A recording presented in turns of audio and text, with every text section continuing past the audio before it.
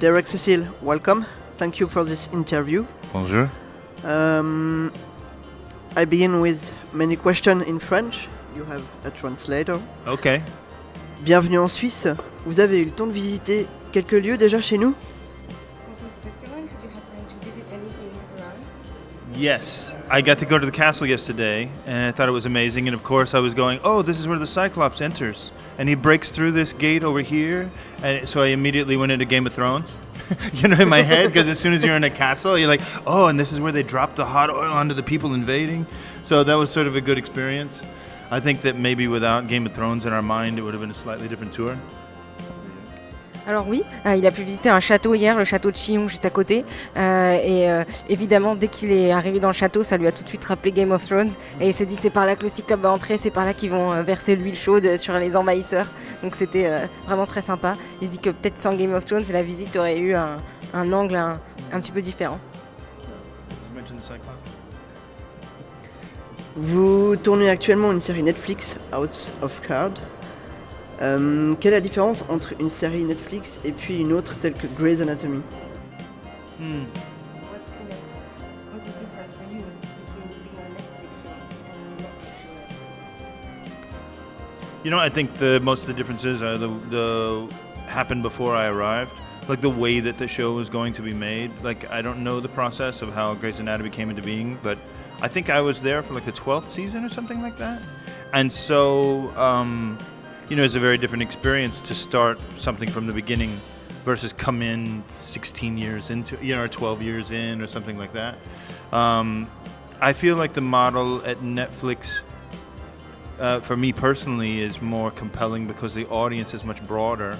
Like the audience for Netflix is the world, but the audience primarily for network television is American audience.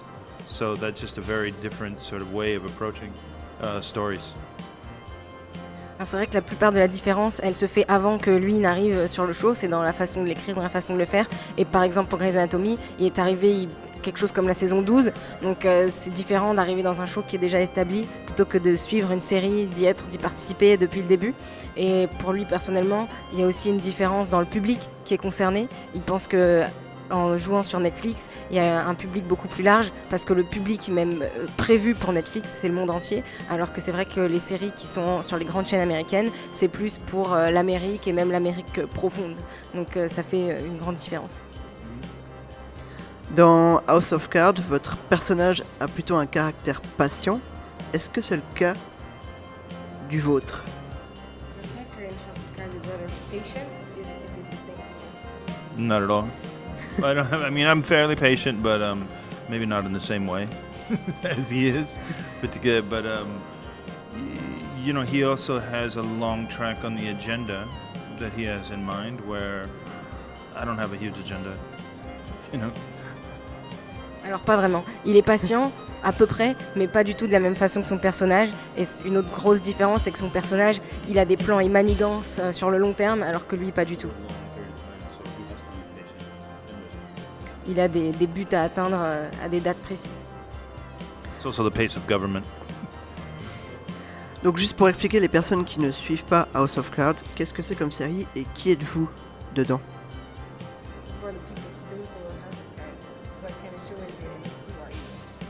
You know, it's funny, a lot of people think, oh, this is a show about politics, I'm probably not going to be into it. But it's actually a show about power. And it has more in common with Shakespeare, I think, than it does with politics in America. I mean, that's a framework for a study about two people with such raw ambition and this mysterious bond between them. I think that this just happens to be the vehicle to examine these people in this way. I don't know if I would offend Bo by saying that or not, but it feels like, to me, more like Shakespeare. Et bien en fait, il y a beaucoup de gens qui pensent de House of Cards tout de suite, oh c'est une série politique, ça va pas vraiment me plaire, alors qu'en réalité c'est une série sur le pouvoir et ça, pour lui ça ressemble beaucoup plus à du Shakespeare par exemple qu'à de la politique. Et c'est vraiment la politique, c'est un contexte pour voir examiner en fait ces deux personnages principaux qui ont énormément d'ambition et cette espèce de lien presque étrange entre eux et que voilà, la politique c'est juste leur terrain de jeu. Il ne sait pas si ça irait un peu à l'encontre des pensées si on posait la même question au créateur de la série, mais pour lui c'est beaucoup plus du Shakespeare qu'autre chose. Est-ce que vous préférez tourner dans les séries ou dans les films? Oh, a series or a film? Exactly. You know, there's sort of like a series is just a film drawn out over time. You know, sort of longer format, particularly this one because it was made by filmmakers. So the people making House of Cards saw it from the beginning in film language. So it doesn't have typical what you associate with like TV series coverage. You look at a face, you look at a face, you look at a face, you look at a face, you have one wide shot. Like there's a structure that is a little more predictable in network television, whereas the directors that we work with and the way that the show is established is more filmic in the language. So I don't know that there's much of a difference in terms of approach. It's just a length of time that you tell it, you know? Maybe this is more like a novel as opposed to a short story or something.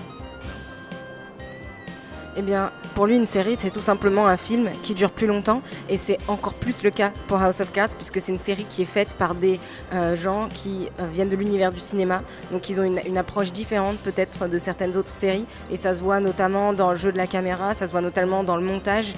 C'est plus travaillé un peu comme un film, donc il y a même moins les codes qu'on verrait plutôt dans d'autres séries. Donc, pour lui, c'est plus, ça ressemble plus à une différence entre une nouvelle et un roman, par exemple. Ça va être sur la durée.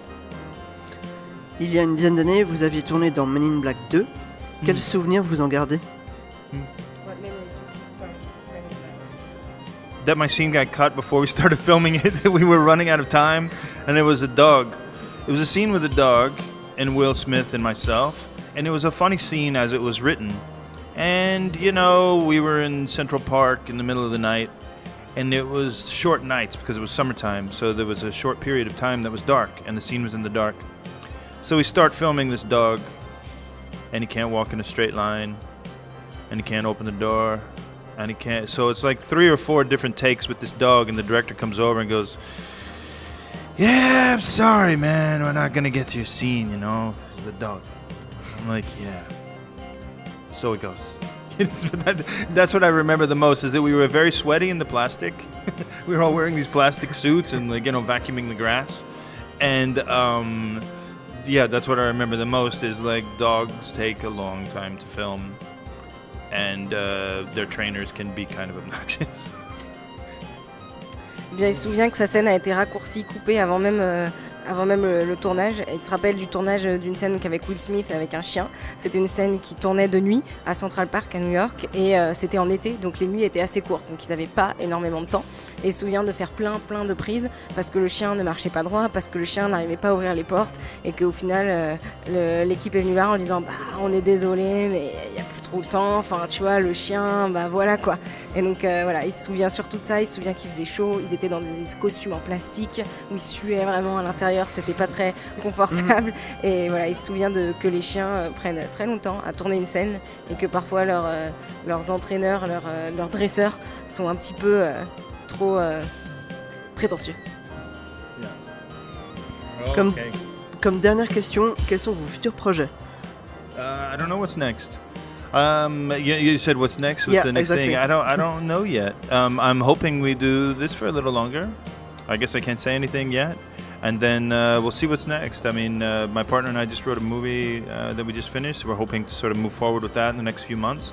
But right now I'm just loving spending time with my son and sort of taking in Atlanta. That's where we're living at the moment.